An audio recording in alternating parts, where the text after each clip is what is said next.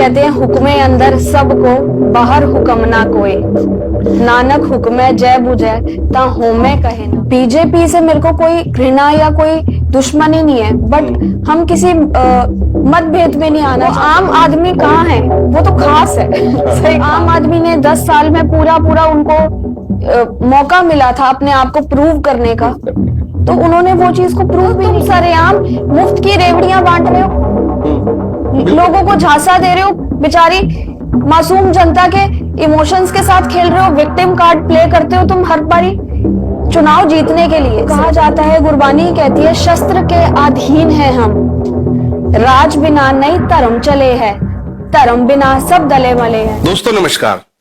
दोस्तों, एक युवा जिसको फैशन की समझ हो और साथ में वो गरीब आदमी, एक आम आदमी की परेशानी को भी जानता हो, ऐसे लोग अमूमन बहुत कम देखने को मिलते हैं। और ऐसे ही एक युवा आज हमारे साथ मौजूद है, हरबानी कौर जी। हरबानी जी, सबसे पहले तो आपका बहुत बहुत स्वागत है हमारे आज चैनल में, हमारे इस पॉडकास्ट के अंदर। मैं ये चाहूंगा कि जितने भी दर्शक हमारे देख रहे हैं, आपको एक छोटा सा परिचय आप जरूर दे दें हमारे जितने भी दर्शक हैं। नमस्कार, मैं हरबानी कौर, कांग्रेस कमेटी से, और मेरी उम्र 32 साल है और मैं 6 से 7 साल से काफी सारे वॉलेंट्री एनजीओ से अलाइन हूँ और मैं अपना एक व्यवसाय है उसको देख रही हूँ। और कांग्रेस से भी काफी सालों से जुड़े हैं हम और मानवता की सेवा के लिए उतरे हैं और वो कर भी रहे हैं, जो कि आप शायद मेरी प्रोफाइल में जाके विजिट करके देख भी सकते हैं। हरबानी जी, अमूमन ऐसा देखने को मिलता है कि जो लोग पैसे से समृद्ध होते हैं या घर परिवार से समृद्ध होते हैं, वो चैरिटी के नाम पे कंबल तो बांट देते हैं, बट वो जो परेशानी जो एक गरीब आदमी जो देख रहा है, जो झेल रहा है, उसको परेशानी को लोग समझ नहीं पाते। मैं खुद जब पर्सनली आपकी प्रोफाइल देख रहा था, मैंने देखा बहुत सारे गरीब लोगों की आप सेवा कर रहे थे। कई विकलांगों की पट्टियां मैंने करते हुए आपको देखा है। अमूमन ये देखने को नहीं मिलता है, तो ये भावना इस उम्र में मतलब कैसे? देखिए, ये तो कुछ तो आपके निजी संस्कार भी होते हैं जो कि आपके बैकग्राउंड से भी मिलते हैं आपको। बिल्कुल ठीक है। और दूसरा, शायद ये एक सिख कौम के अंदर भी है, खून में भी होता है सेवा भावना। सेवा और भी लोग करते हैं, पर कईयों को भगवान ने इतनी क्षमता दी होती है कि वो किसी के दुख को समझ पाए और उसके जख्मों पे घृणा ना करके उस पे बलम पट्टी कर सके। मैंने तो बल्कि मैं एक आपकी वो वीडियो देखी थी जिसमें कोई बहुत गरीब आदमी था, उसके यहाँ से ब्लड निकल रहा था, चोट लगी हुई थी और शायद वो मेरे ख्याल से दवा पट्टी नहीं करा पा रहा था, क्या था उसको मैंने करते हुए देखा और वो मुझे ऐसा लगा कि नॉर्मली कोई आदमी नहीं कर सकता, बड़ी हिम्मत चाहिए वो काम करने के लिए। देखो, ये तो परमात्मा ही करवा सकता है, हमसे भी परमात्मा ही करवाता है, ये तो उसका हुक्म है। हम तो उस गुरु नानक के हुक्म में चलते हैं जी। तो कहते हैं, हुक्मे अंदर सबको बाहर हुक्म ना कोई, नानक हुक्मे जय बुझे ता होमे कहे ना कोई। हरबानी जी, आपकी एज अभी बहुत युवा है आप, और इस उम्र में मैंने देखा युवा मतलब घूमना फिरना और बड़ा ही अलग एक जैसा आज का जो सिस्टम है उसमें अगर देखा जाए तो भाई वो क्लब में जा रहे हैं लोग, घूमने फिरने जा रहे हैं, और इस समय जैसे सर्दी है तो लोग मनाली पहुंचे होते हैं। और आपकी जैसी उम्र की कम उम्र के लोग अगर राजनीति में या समाज सेवा में आते हैं तो बहुत कम ऐसा देखने को मिलता है, और खास तौर से देश की राजनीति में आना ये बड़ा ही एक मतलब नहीं मिलता ऐसा देखने को। हाँ, मिलता है ऐसा जरूर है भाई, अब वो है जिसके पिता कोई सीएम है, मुख्यमंत्री है, कोई नेता है, तो चलो उनके बच्चे लगे पड़े, जैसे अखिलेश जी के बच्चे अभी से राजनीति में लग गए हैं। तो आपका राजनीति में इस समय आना मतलब क्या कुछ ऐसा कुछ टारगेट दे रखा है साहब? ऐसा टारगेट नहीं था। आपने जैसे बोला, मेरा राजनीतिक बैकग्राउंड भी नहीं था। बिल्कुल ठीक है। ऐसे ही किसी की पट्टी कर रहे थे तो किसी के चेहरे पे एक बहुत बड़ा जख्म था और वो शायद कैंसर था। अच्छा। तो उसका आर पार नजर आ रहा था और उसको कहा गया था कि 8 महीने के बाद उसका ऑपरेशन होगा। और उसका जो अपॉइंटमेंट था सिर्फ टेस्ट करवाने का, वो कुछ 3-1 महीने के बाद था। तो उसको सिर्फ मैंने कहीं से पुश करके अपनी तरफ से जो भी बन पाया उसका टेस्ट जल्दी करवाने की कोशिश करी। पर उस समय मुझे ये एहसास हुआ कि हमारे पास तो इतनी भी पावर नहीं है कि हम किसी का भला भी पूरे तरीके से कर सकते हैं। तो फिर एक कहा जाता है, गुरबानी कहती है, शस्त्र के अधीन है हम, राज बिना नहीं धर्म चले है, धर्म बिना सब गले मले हैं। हमारे पास शस्त्र ही नहीं है लड़ाई करने के लिए, तो हम किसी का भला भी कैसे कर सकते हैं? हम अपनी जेब से कितनी बारी हम जितना है कोशिश कर सकते हैं भला करने के लिए, पर करने वाला तो वो ऊपर वाला ही है जी। तो ऐसे ही भगवान शक्ति देता है, ऐसे ही कोई अपॉर्चुनिटी मिली, ऐसे ही संघर्ष किया, जमीन से जुड़ के मानवता की आवाज बनी और आगे आई। कॉलेज टाइम में भी आपने पॉलिटिक्स वगैरह में नहीं, पार्टिसिपेट किया? एजुकेशन से मैंने CS एग्जीक्यूटिव किया है, अच्छा। BCom करा है, बट मैंने राजनीति नहीं करी। नहीं, क्योंकि अधिकतर ऐसा देखने को मिलता है, हमारे जो युवा है वो कॉलेज पॉलिटिक्स से जो जुड़े होते हैं ना, वही हमारे यहाँ पॉलिटिक्स में आ गया। बिल्कुल बिल्कुल। तो आपका मतलब कॉलेज टाइम में ऐसा कुछ नहीं, मैं आम इंसान हूँ और आम इंसान का दर्द भी समझ पा रही हूँ। मैं उसी बात कह रहा था कि भाई ऐसा बहुत कम देखने को मिलता है कि लोग एक गरीब, मैंने बताया ना, देखो आप भलाई के नाम पे आप कंबल तो बांट सकते हो, एग्जैक्टली, ठीक है, बट आप उनकी प्रॉब्लम्स को अगर फील करके, भाई एक आदमी को चोट लगा पड़ा, आप उसको कंबल बांट के तो उसका क्या फायदा? उसको मेन तो प्रॉब्लम उसकी चोट का है ना, तो लोग ये नहीं कर पाते। चोट से भी ऊपर कई, हर एक की अलग अलग स्थितियां हैं। गरीब आदमी तो शायद सड़क पे दिख जाता है और उसकी सहायता कर देते हैं। अमीर को जरूरत नहीं है, वो और अमीर हो रहा है। जो एक मिडिल क्लास है, जो कि अपना ना गरीब में हो सकता है ना अमीरों में अपनी चीजों को छुपा सकता है, तो वो उसके लिए तो सबसे ज्यादा मुश्किल सिचुएशन है। वो अपना पर्दा बचाता ही रहता है, उसके घर में नमक से चाहे वो रोटी खा रहा हो, पर उसके पास जो परेशानी है वो बता ही नहीं पाएगा समाज में, समाज के प्रेशर से। बिल्कुल। जानवरों से बड़ा प्यार है आपको? हाँ। तो ऐसा कुछ खास कि भाई मतलब खैर ऐसा देखने को मिलता है कि लड़कियां अधिकतर जानवरों से बड़ा प्यार करती हैं, पर आपकी मैंने बहुत सारी वीडियो देखी है कि जानवरों के साथ आप बंदरों को कुछ खिला पिला रही हैं, तो ऐसा कुछ खास लगाव? खास लगाव है, हम अपने कर्म करते जा रहे हैं।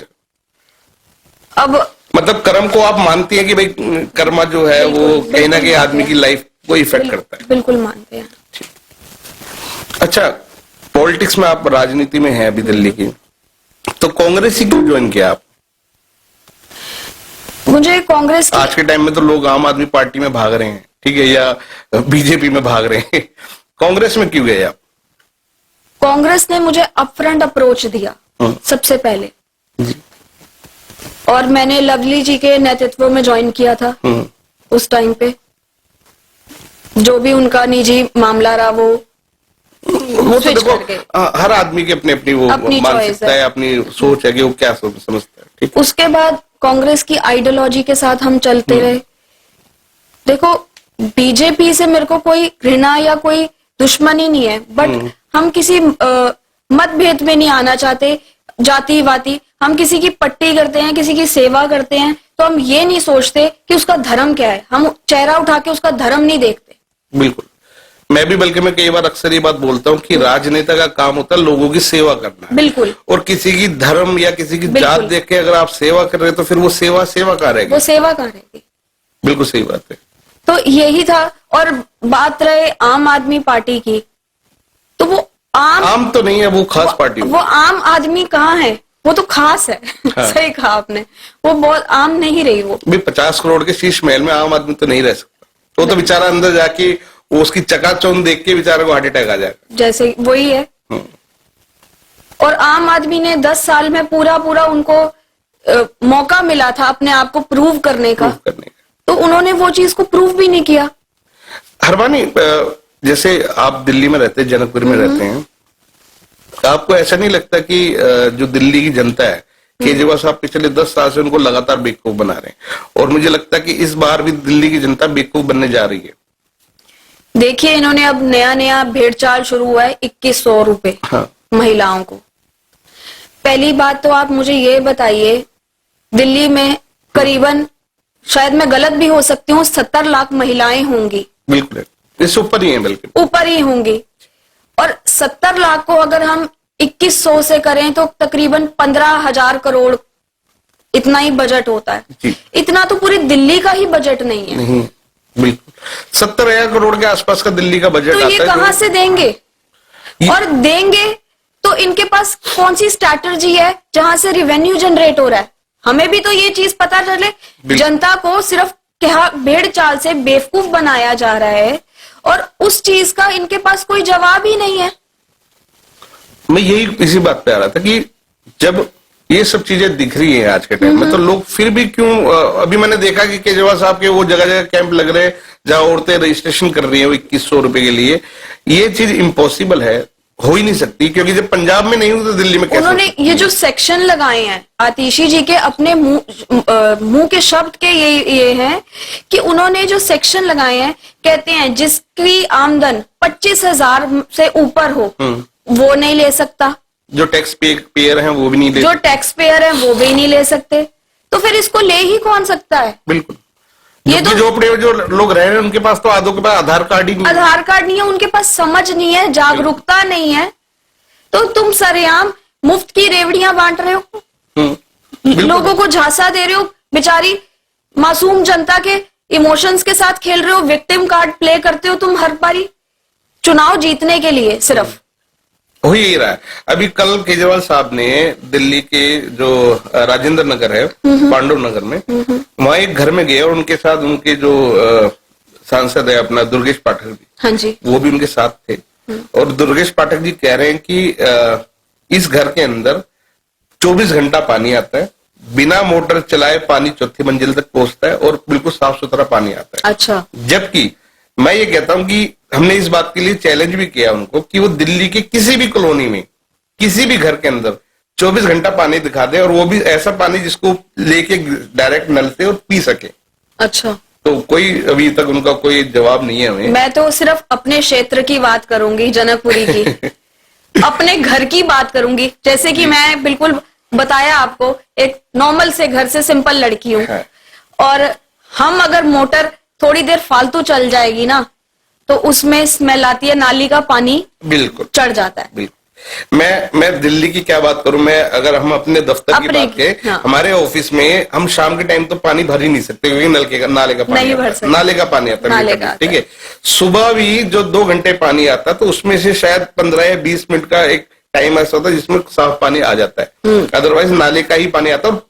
उसको पी तो सकते ही नहीं हम किसी हालत में, चाहिए तो साफ भी आ जाए। तो केजरीवाल जी जो दावा कर रहे हैं कि भाई पूरी दिल्ली के अंदर पानी घर घर पहुंचेगा नलके से, तो आपको क्या लगता है कि क्या दिल्ली के लोग बेवकूफ हो गए हैं?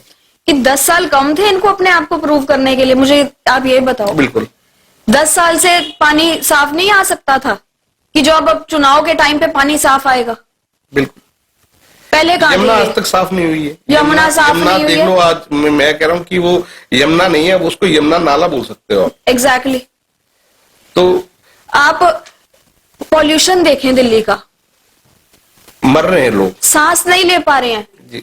मेरे खुद के घर वाले वो इतने परेशान है, वो बेचारे मरीज बन चुके हैं। बिल्कुल है, बिल्कुल है। हजारों लोग हर साल, ये रिसर्च है बकायदा कि हजारों लोग दिल्ली के अंदर हर साल पॉल्यूशन की वजह से मर रहे हैं। लाखों बच्चे सिर्फ पॉल्यूशन की गंदी जो ये हवा है इसकी वजह से मर रहे हैं, पर कोई एक्शन नहीं है और ना ही ये खबरें बाहर आती हैं। जब शीला दीक्षित के टाइम से सरकार थी जी, तो वो डेवलपमेंट आज तक दिख रही है, दिख रही है। तो वो वाली दिल्ली कहाँ है अभी तक? हाँ, बल्कि मैं तो आपको एक बात बताता हूँ, आपको शायद आपके पिताजी ये बात बोलते होंगे, क्योंकि मुझे भी मेरे पिताजी ये बात बताते थे कि कांग्रेस के टाइम में लोगों के पास भरपूर काम होता था। बिल्कुल काम ठीक होता है, था। और लोगों के पास उस टाइम में प्रॉपर्टी में भी अच्छा पैसा बनता था, लोगों के पास अच्छा प्रॉपर्टी में भी उछाल था, हर तरीके से लोग खुश थे। ठीक है, बिजली के बिल आते थे पर लोग कमाते थे, क्योंकि अगर आपकी इनकम है तो अब बिजली का बिल अगर 10,000 भी आ रहा है और मेरी इनकम लाख रुपए, तो मैं क्यों परेशान होगा? मैं कहूंगा ठीक है, बट अगर मेरी इनकम भी 10,000 रुपए और मेरा बिजली का बिल 15,000 आया तो वो मेरे लिए परेशानी है। केजरीवाल साहब ने ये तो चलो फ्री कर दी बिजली, पर मैं आज इनसे ये पूछना चाहता हूँ कि डीटीसी के लोगों को आज भी उनकी सैलरी टाइम पे नहीं मिलती है, मोहल्ला क्लिनिक वाले कहते हैं कि भैया हमें बंधुआ मजदूर की तरह काम कराते हैं। तो ये चीजें दिल्ली की जनता जो है वो क्यों नहीं देख रही है? मोहल्ला क्लिनिक की आप बात कर रहे हो तो मोहल्ला क्लिनिक खुला ही कहाँ पे है? वो तो इन्होंने सिर्फ थोड़े से शेल्टर खोल के और उस पे ताले लगे हुए हैं। मुझे लगता है सिर्फ जमीन कब्जा करने का एक तरीका था। बिल्कुल बिल्कुल, जमीन कब्जा ही हुई पड़ी है वो। वहां पे कोई भी व्यवस्था नहीं है, ताला लगा हुआ है, मिट्टी पड़ी हुई है। अगर ये लोग ही अपना काम सही से करते हैं तो हम जैसे युवा बच्चों को आने की जरूरत क्या है? अपनी जिंदगी जिएंगे ना हम भी। तो बिल्कुल। अगर हम अपनी पूरा सब कुछ अपनी जिंदगी को त्याग करके अगर राजनीति में घुसे हैं, लोगों की आवाज बनना चाह रहे हैं, तो ये जो ऑलरेडी इस चीज में 10 साल से जिनको मिला हुआ था समय, बीजेपी आम आदमी पे फेंकती है बात, आम आदमी बीजेपी पे फेंकती है। बिल्कुल। और भुगत कौन रहा है? भुगत एक आम इंसान रहा है।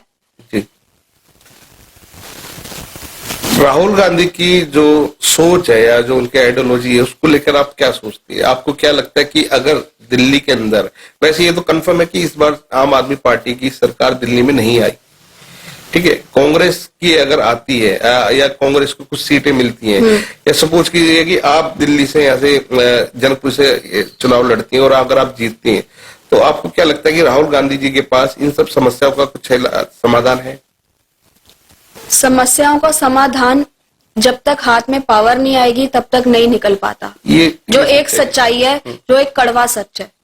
अगर हम झूठे वादे करें कि हाँ हम भी ये कर देंगे, हम भी वो कर देंगे, हम भी 5,000 10,000 बांट देंगे, वो एक सब झूठ की रेवड़ी है। जो सच्चाई है, जब तक सरकार सेंटर में नहीं है, स्टेट में नहीं है, हम झूठे वादे कैसे कर सकते हैं?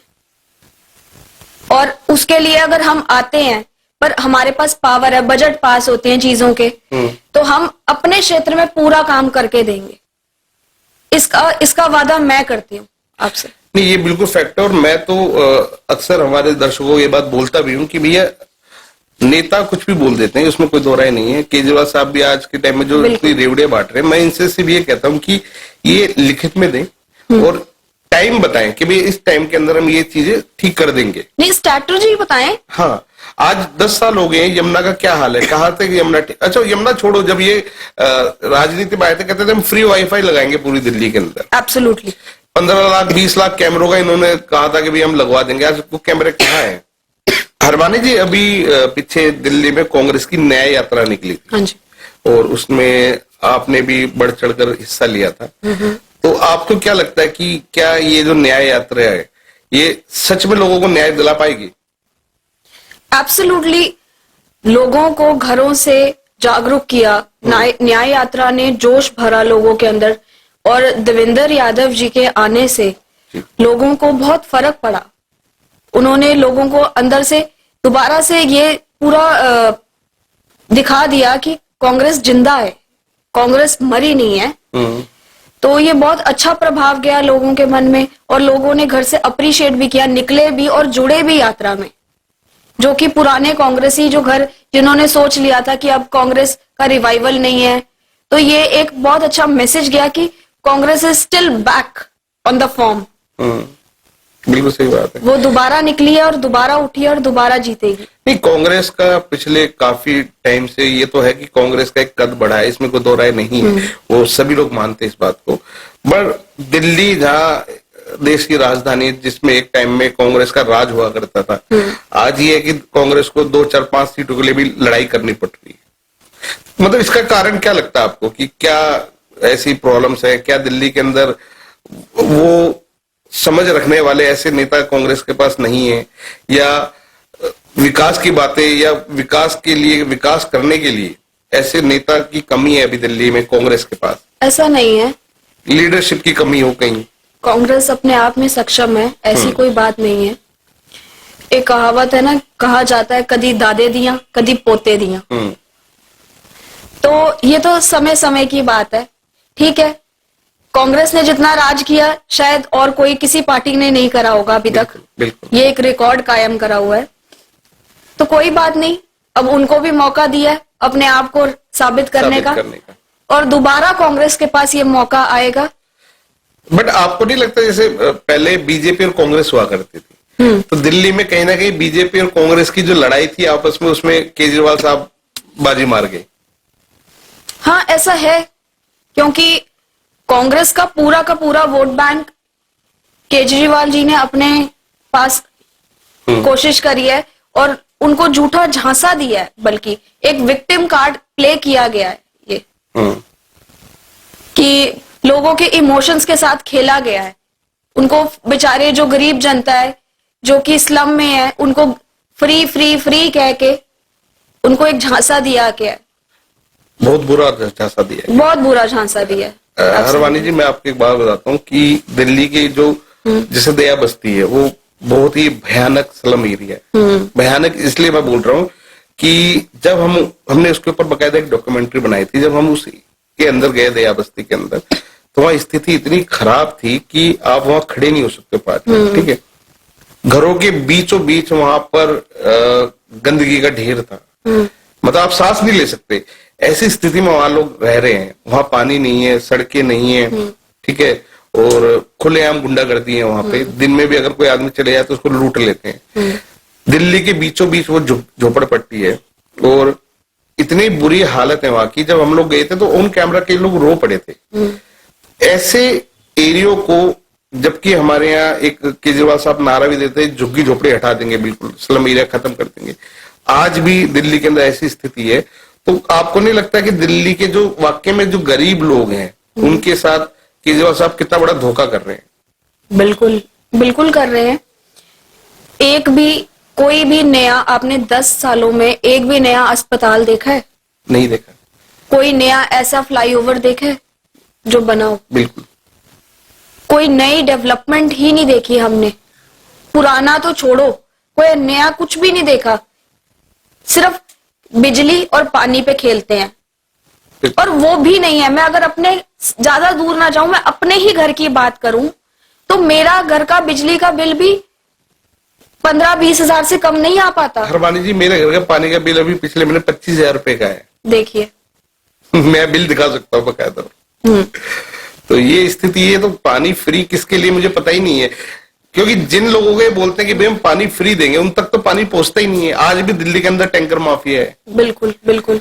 तो इन सब चीजों को, अच्छा एक चीज मैं ये जानना चाहूंगा, और ये मतलब आपकी अपनी इस चीज को लेके क्या राय है कि जो आम आदमी पार्टी है, वो लोग लगातार लोगों को इस तरीके से धोखेबाजी करके बेवकूफ बना रही है, झूठी बातें बोले जा रही है।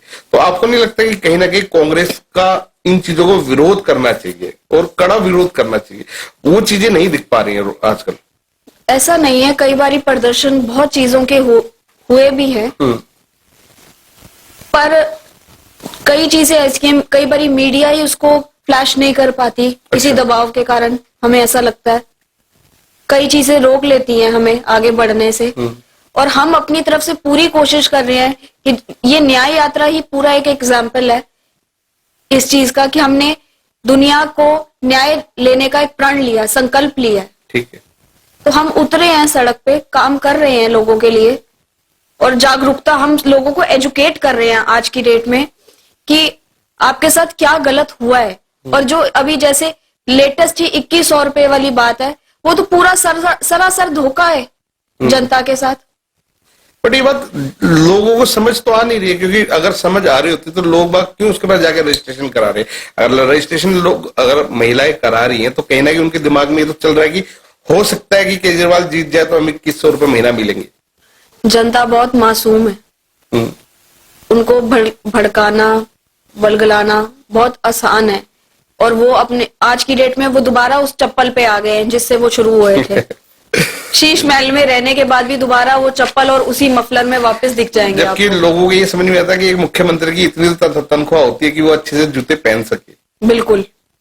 उसके बाद ये चप्पल है, उसके बाद तो ये जो ड्रामा है, ये हमारे दिल्ली की जनता क्यों नहीं देख पा रही है? नहीं, इस बारी बहुत तब्दीली आएगी चुनाव में। इस बारी का चुनाव बहुत ही देखने वाला रहेगा, रोमांचक भी रहेगा, और देखते हैं क्या बदलाव आता है। आपके जनकपुरी क्षेत्र से जो पहले विधायक थे राजेश ऋषि, अभी टिकट मिल गई है आम आदमी पार्टी के परवीन कुमार को। बिल्कुल। इन दोनों का एक दूसरे पे आरोप है कि ये दोनों एक दूसरे को यही कहते हैं कि ये लेंटर माफिया है और वो बिल्डर माफिया है, मतलब इनका ये चल रहा है। तो आप ही के क्षेत्र से आपकी अपनी क्या राय है इन दोनों को लेके? देखिए, निजी तो मैं इनको ज्यादा जानती नहीं, जी। पर जैसे कि कहते हैं सूत्रों से, हाँ जी, तो दोनों को ही चोर कहा जाता है। ठीक है। बट जनता इस टाइम पे एक बिग चेंज चाहती है। वो दोनों से इस टाइम पे त्रस्त है। वो इस टाइम पे आम आदमी पार्टी से ही जनता त्रस्त है। नहीं, जैसे राय ऋषि पहले आपके एमएलए थे, प्रवीण कुमार जी, चुनाव में क्या होता है तो समय बताएगा। तो राजेश ऋषि जी ने कितना काम करवाया जनकपुरी में? क्या जनकपुरी के लोग सेटिस्फाई हैं उन्होंने जितना भी काम कराया उससे? देखिए, मैं भी जनकपुरी में ही रहती हूँ।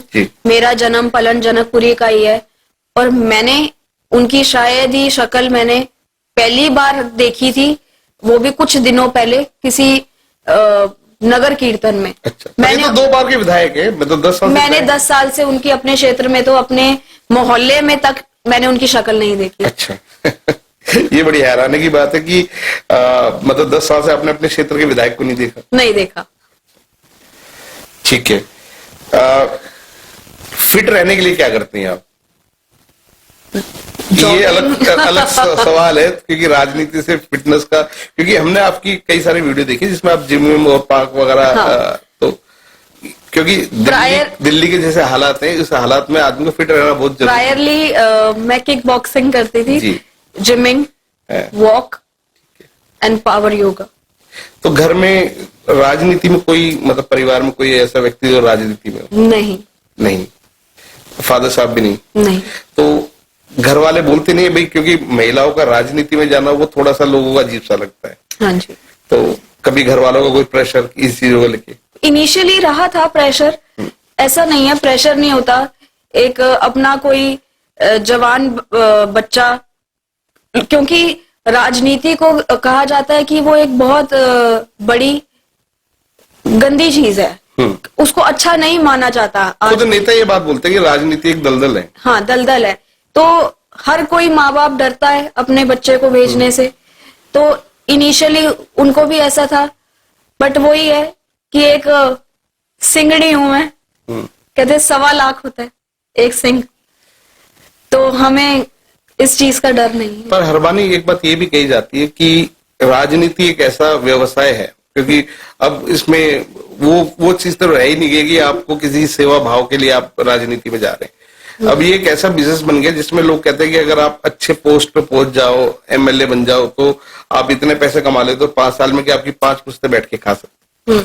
इन चीजों को क्या आप सही मानती हैं? जिसने करना है उसने तो ऐसा करा भी होगा, और ऐसे प्रायर एग्जाम्पल भी दिखे हैं। पर अगर देखो, हर किसी को पेट लगा है, हर कोई कमाने के लिए बैठा है, बट इसका मतलब ये नहीं है कि दुनिया का दर्द भूल जाओ, एक इंसानियत भूल जाओ। मतलब ये ऐसा नहीं है कि अगर आपको जनता ने एक पद पे बिठाया है तो आप घपले करके वहां लोगों के साथ लोग मरते रहें, वो एक अलग चीज है, पर अपना पैसा अपनी जेब में आता रहे। तो फिर और भी चीजें हैं, जरूरी थोड़ी है राजनीति में ही आना है। बिल्कुल। तो आप क्या सोच के राजनीति में उतरे हैं? आपको लगता है कि जैसे चलो आप सेवा भाव है आपके अंदर, आप गरीबों की मदद करती हो, विकलांगों की करती हो, तो आपको लगता है कि अगर आप एक अच्छे पद पे आती है राजनीति में तो अपने क्षेत्र के लिए, अपनी जनता के लिए जो एक्चुअल में जो काम होना चाहिए वो आप कर पाओगी? पूरी कोशिश जरूर करूंगी कि अगले 5 साल में जनकपुरी का नक्शा बदल दूं। कि मतलब जो आज जिस आम इंसान मांग ही क्या रहा है, सड़कें तक तो बनी नहीं हुई है। अब जिस सड़क से हम निकल के आए हैं अभी जी, वो तक सारी खुदी हुई है। सच्चाई है, बिल्कुल फैक्ट है, वो दिखती है। वो तो पूरी बेसिक चीजें ही हम लोगों की पूरी नहीं कर पा रहे हैं, तो हम इतने बड़े बड़े वादे क्यों कर रहे हैं उनसे? बिल्कुल, हम बेसिक चीजें तो पहले पूरी कर दें, पानी साफ दे दें, जो बुनियादी जरूरत है हर आदमी। बेचारे हर किसी के घर में फिल्टर तो नहीं होगा, तो कम से कम उनके बेचारे छोटे छोटे बच्चे वो कहाँ से अस्पतालों के खर्चे पूरे करेंगे? बिल्कुल, आमदनी नहीं है, इतनी रोजगार नहीं है, और बाकी इतनी महंगाई है, वो कहाँ से पूरी होएगी? बिल्कुल ठीक बात है। दिल्ली की जैसी राजनीति अभी चल रही है फिलहाल, जो दिल्ली की राजनीति के जैसे हालात हैं आम आदमी पार्टी को लेके या भारतीय जनता पार्टी को लेके, क्योंकि सातों सांसद तो भारतीय जनता पार्टी के भी हैं आज के टाइम में, तो आपको क्या लगता है कि इन सब चीजों में जैसे आम आदमी का जो नुकसान हो रहा है, क्या कांग्रेस इन सब चीजों को पूरा कर सकती है? कोशिश जरूर कर सकती है, और कोशिश ही इंसान को आगे ले जाती है। ये बहुत सही बात है आपकी कि जैसे मैंने अभी 2-3 बार नोटिस किया कि आप वो नेताओं वाली बात नहीं है कि नहीं जी मैं ऐसा करा ही दूंगी, ऐसा नहीं है। ये बिल्कुल फैक्ट है कि जो चीजें हो सकती है वो करी जाएंगी और कोशिश की जा सकती है, क्योंकि अगर आप मान लीजिए एक विधायक बन भी गए, एक एमएलए बन भी गए, तो बहुत सारी चीजें जो है वो सेंटर पे डिपेंड करती है, स्टेट पे डिपेंड करती है। तो नियत वाली बात है ना, नियत वाली बात, नियतानु मुरादा जी। अगर नियत हो ना तो उसी की मुरादें पूरी होती हैं। ठीक है हरबानी जी, ज्यादा समय नहीं लेंगे आपका। जितने हमारे दर्शक देख रहे हैं जनकपुरी के खास तौर से आपको क्या लगता है कि अगर इलेक्शन में इन चुनाव में अगर आपको टिकट मिलती है कांग्रेस की तरफ से, तो आपके क्या क्या मुद्दे रहेंगे? ठीक है, क्या क्या डेवलपमेंट आप चाहती हैं कि दिल्ली के अंदर होना चाहिए, जनकपुरी के अंदर होना चाहिए, और कैसे उनको पूरा किया जा सकता है? तो आपकी जो भी आपके दिमाग में, जो भी आपके मन में है, आप प्लीज हमारी जनता को बताएं। मैं तो जनता से यही दरखास्त करूंगी कि मैं एक युवा नेता हूं और मुझे एक चांस मिलना चाहिए अपने आप को प्रूव करने का सबसे पहले। और दूसरी चीज, जो बेसिक चीजें हैं हम पहले तो उस पे वर्किंग करनी शुरू करेंगे, उसको पूरा करने की पूरी प्रयास और कोशिश करेंगे कि उसको पूरा कैसे किया जाएगा। जैसे कि सड़कें हैं, गंदे नाले साफ है, उसको कूड़े का, अभी तक कूड़े की समस्या ही नहीं हमारे यहाँ से सॉल्व हो रही है, वो हो ही नहीं सकती है। पानी की समस्या सॉल्व नहीं हो रही है। हम अपने क्षेत्र में जितने मोहल्ला क्लिनिक है, इन्होंने तो सिर्फ कहा है, हम उसको वर्तमान में लेके आएंगे, करेंगे उसको। सीनियर सिटीजन है, उनके लिए एक एक्टिविटीज होनी चाहिए, लाइब्रेरीज वगैरह कुछ एक्टिविटी होनी चाहिए, वो क्या करेंगे अपने घर बैठ के। उसके बाद बच्चों के लिए क्या सिक्योरिटी है, बच्चे जाते हैं पढ़ने जाते हैं, क्या सिक्योरिटीज हैं, गेट्स हैं, और महिलाओं की क्या सिक्योरिटी है। आए दिन दूसरों का चेन छिन रही होती है, चेन स्नैचिंग हो रही होती है, महिलाओं की कोई सुरक्षा ही नहीं है। और ना कभी किसी ने मुद्दा उठाया। रेड लाइट पे इतने माफिया बन के खड़े हुए हैं, बेगर खड़े हैं, उन बेचारों की एक्चुअल में समस्या ही नहीं सुनी। वो बच्चे आ कहां से रहे हैं? ठीक है, उनको कोई खाना प्रोवाइड नहीं किया जाता। हमें ये कोशिश करनी चाहिए कि उनको पैसे ना देके कुछ प्रोवाइड किया जाए चीजों को। ठीक है, महिलाओं की और प्रॉब्लम्स होती हैं, निजी प्रॉब्लम्स होती हैं कई, जो कि शेयर नहीं कर पाते। जैसे कि मैंने पिछले दौरान मैंने 6 कैंप लगाए थे, इसके सैनिटरी पैड्स के वितरण किए अलग अलग जगह पे। तो कई मेरे को महिलाएं मिली भी और उन्होंने मेरे से अपनी निजी परेशानियां भी शेयर करी। उन्होंने हमें बताया कि दीदी इसका हम तो इतनी सी हमारी 5 से 6 हजार रुपए हम महीना कमाती हैं, हम उसमें तो हम ये खरीद ही नहीं पाती हैं। फैक्ट है। और इसके कारण हमें कितनी परेशानियां और कितनी बीमारियां हम जिससे जूझ रहे हैं, जो कि वो आज तक किसी को पता ही नहीं पाई है। तो क्या हमने कितने डॉक्टर्स प्रोवाइड किए, हमने कोई फैसिलिटी क्या प्रोवाइड करी उनके लिए? बिल्कुल। सरकारों ने क्या किया ऐसा? ये देश की राजधानी का हाल है जो आप बता। ये देश की राजधानी है और पूरी दुनिया की नजर इस पे रहती है। हरवानी जी, पीछे जो आपने भी ये बात बताई, अभी मैंने बताया था कि जैसे हम लोग कई स्लम्स में जाके हमने एक कुसुमपुर पहाड़ी वहां भी हम लोग गए थे, तो ये सच्चाई है। अब वहां पे टॉयलेट्स नहीं है, ठीक है, सरकारी शौचालय बने हुए, जो मतलब ऐसी स्थिति है कि आप तो उनके पास से गुजर भी नहीं सकते।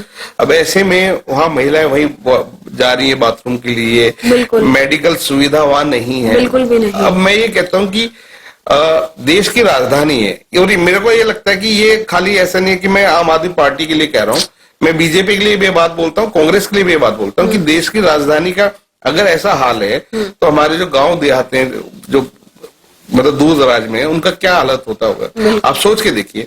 और ऐसी स्थिति में अगर इतना कुछ होने के बावजूद भी हमारे यहाँ आज भी ये जनता से दावे किए जा रहे हैं कि भैया तुम मुझे वोट दे दो, मैं 5 साल में इसको फिर पेरिस बना दूं। तो पहले तुम्हें वक्त नहीं मिला था ये बनाने का? तुम्हें 10 साल का मौका मिला, तब क्या किया तुमने? बिल्कुल सही बात है।